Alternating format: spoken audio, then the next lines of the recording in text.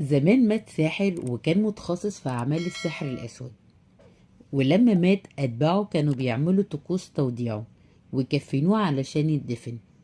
وبعدها بتمر شوية سنين وبنقابل الجد هاري اللي بيدي لحفيده هاو ورقة. فالولد بيستغرب وسأله ايه الورقة دي وبتديها لي ليه؟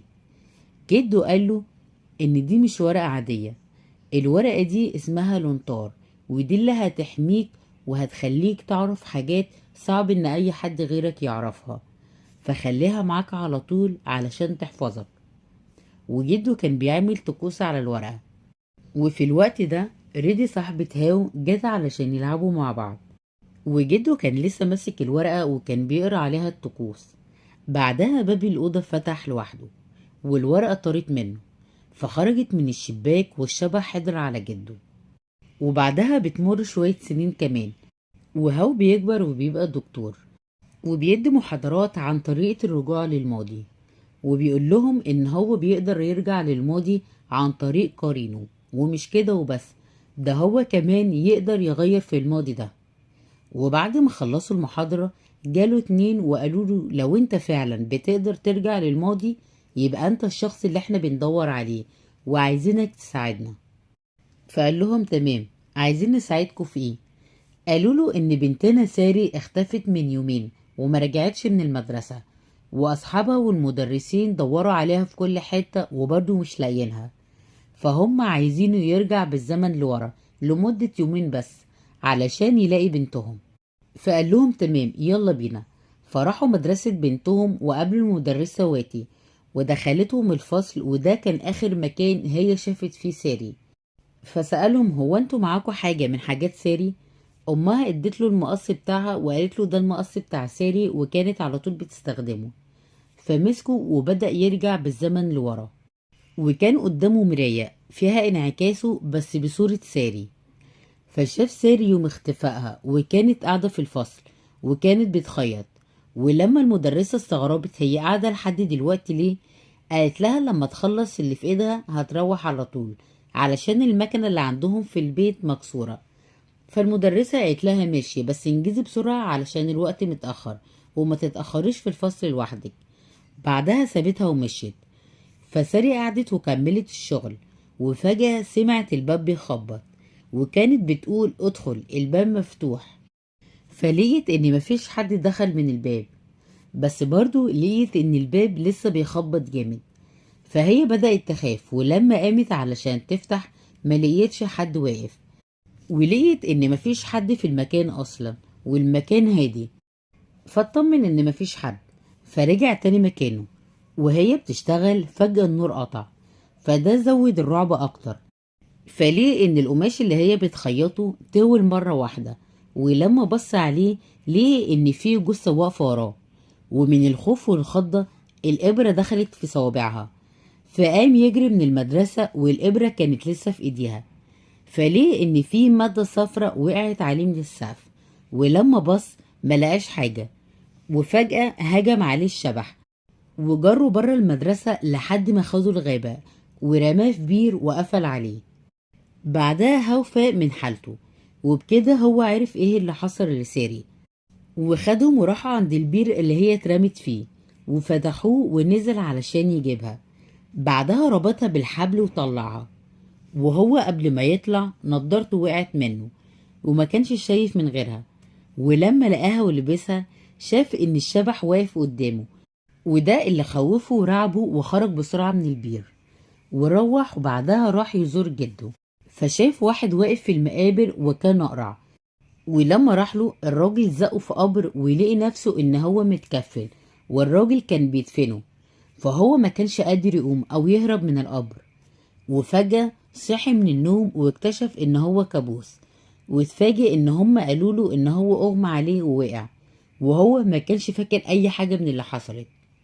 وده اللي خلى امه تطلب منه ان هو يسيب الحاجات اللي هو بيعملها والرجوع للماضي والكلام ده. فما اهتمش لكلام امه ودخل الاوضة، بس لقي حاجة غريبة. ليه ان في اثار رجلين مطينة وكانت موجودة في الاوضة، وان التراب اللي في الأوضة ده هو التراب اللي كان في المقابر. فهو اتأكد ان دي آثار الشبح. فراح يحكي الريدي وقال لها ان هو شاف الشبح، وكان شكله غريب، ملفوف في كفن بس وشه باين، وما كانش فيه شعر، يعني اصلع زي الهيكل العظمي كمان. فهي قالت له بس اكيد في سبب علشان يخطف ساري، وحتى انت نفسك ممكن تكون هدفه الجاي. فوهم واقفين بيتكلموا شاف الراجل اللي شافه في الكابوس، وبرضه كان بيبصله بصات غريبة، وده اللي خلى هاو يجري وراها علشان يعرف حقيقته. فلقى ان هو دخل مكان تغيير الملابس، ولما بص عليه لقي ان الارض مليانة تراب برضه. ولما فتح الستارة ما كانتش لها نهاية، وكل ما يحاول يفتحها ما بتتفتحش، وفضل يفتحها لحد ما اتفتحت، وليه ان الراجل صورته في المراية. ولما قرب له اختفى، وظهر انعكاس هاو بس في المراية. ولما جه علشان يمشي فجأة ظهر له الشبح، وده اللي خلاه يخاف ويتخض ويقع على الأرض. فجات له ريد، ولما حكى لها اللي حصل قالت له مش قلتلك ان انت هدفه التاني؟ ولما استغرب انا ليه هدفه التاني، قالت له علشان انت انقذت ساري، وهياخدك انت قربان بدلها، علشان هو عايز ضحية. وفي الناحية التانية ساري كانت بتشوف اللي حصل لها في البير لما كانت فيه، والشبح كان معاها وكان بيحاول يدخل جسمها، وكان بيظهر لها الشبح في اوضتها. وبعدها حست ان الباب بيتفتح، فهي كانت حاسة ان الشبح هيدخل الأوضة دلوقتي. بس بعدها الصوت اختفى، واتفاجئت ان امها هي اللي دخلت عليها. بس هي حست ان الشبح كان واقف وكان هيدخل، وحكت لامها على اللي شافته. بس امها كانت بتهديها وبتقول لها ان كل حاجة هتبقى تمام، وكانت بتغير لها على جرح صوابعها.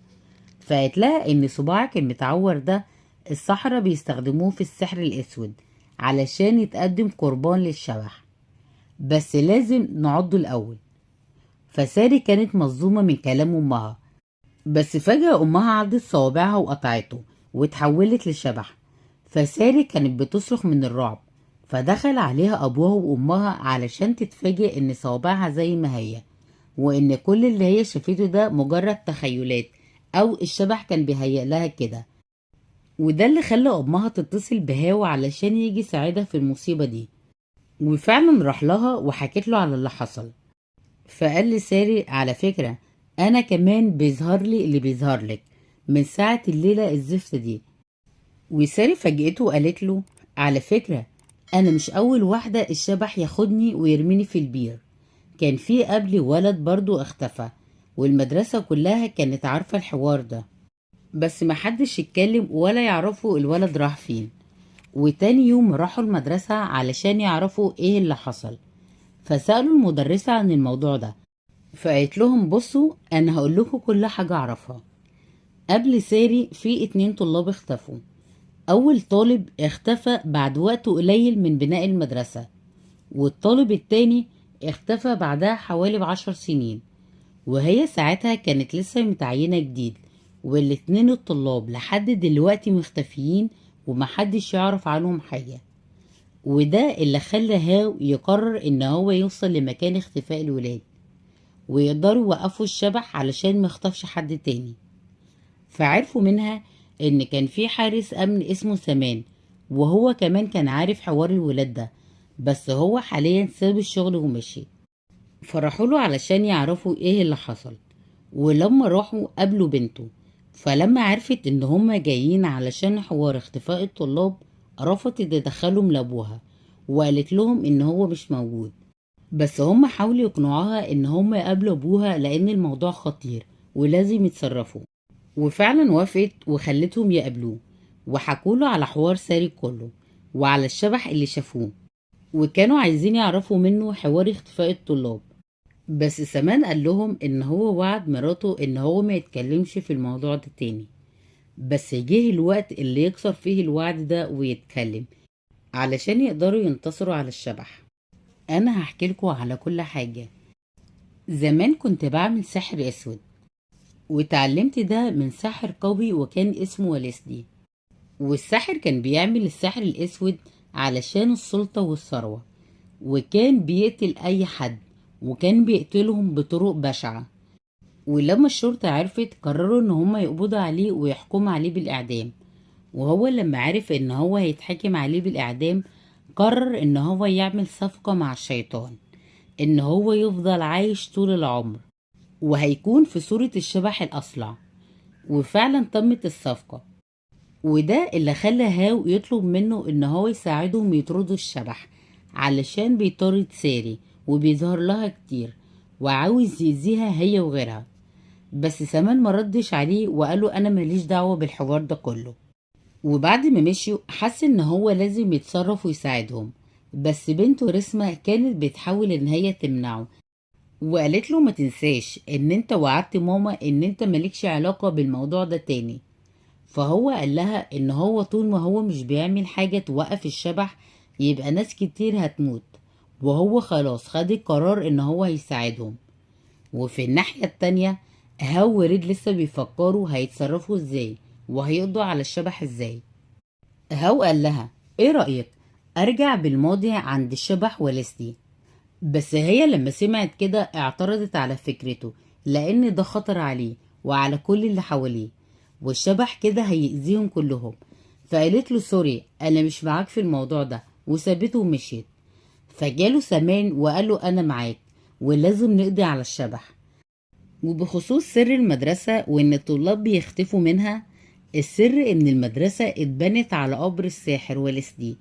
فقرر ان هو كل 10 سنين يدور على فريسة من البشر علشان يشحن بيها طاقته وياخد ارواحهم من صوابعهم. علشان كده لما بيهاجم حد بيقطع له صباعه علشان يقدر ان هو يدخل جسمه من خلال الصباع. والمميز في ضحاياه ان هما كلهم بيبقوا مشتركين في نفس تاريخ الميلاد، تاريخ ميلاد الساحر.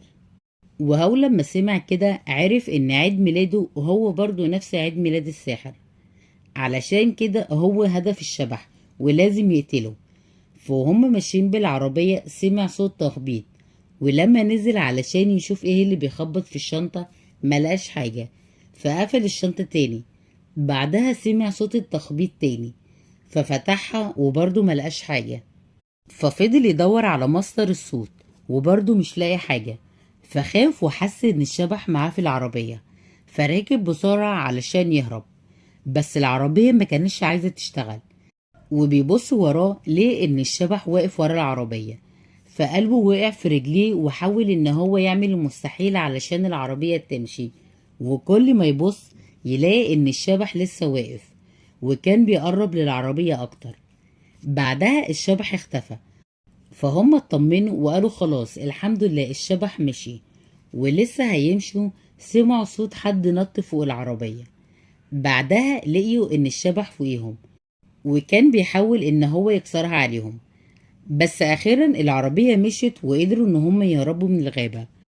ولما وصلوا المدرسة سمان بيفتح شنطة العربية فليه ان الشبح فيها، واول ما شافه رش على وشه مادة وحرقت له وشه. وهاو جاله وكان بيحاول ان هو ينقذه بس ما كانش عارف. وسمان لما حس ان هو خلاص هيموت قال لهاو على مكان قبر الساحر بالظبط، فسابه وراح لقبر الساحر علشان يبدأ شغله. فقعد عند القبر وبدأ يعمل طقوس الرجوع للماضي، وفعلا رجع لزمن الساحر يوم موته، وهو أتباعه كانوا بيعملوا الطقوس. ولما هو رجع للماضي رجع بشخصية سمان وكان قاعد معاهم بيعمل الطقوس. وفي نهاية الطقوس ذبحوا الساحر علشان يقدم روحه للشيطان، فخدوه وعملوا عليه طقوس تانية علشان روحه تفضل موجودة، فكفنوه ودفنوه. ولما رجع في وقتنا ده الشبح جاله وكان واقف وراه، ورمى الخواتم اللي هاو كان بيستخدمها في الطقوس في الغابة. بعدها رفع هاو لفوق وفضل ماشي بيه لحد البير، بعدها نزله فيه علشان ياخد روحه. وأتباع الساحر كانوا لسه بيعملوا على هاو الطقوس، ولما نزل البير لقى إن الشبح واقف قدامه وفضل نازل في البير. وفي الوقت ده ريدي جاتله وكانت بتدور عليه. بعدها لقيت الخواتم بتاعته مرمية فهي اتأكدت إن هو هنا، فراحت علشان تدور عليه. وهاو لسه في البير والشبح بيحاول إن هو ياخد روحه.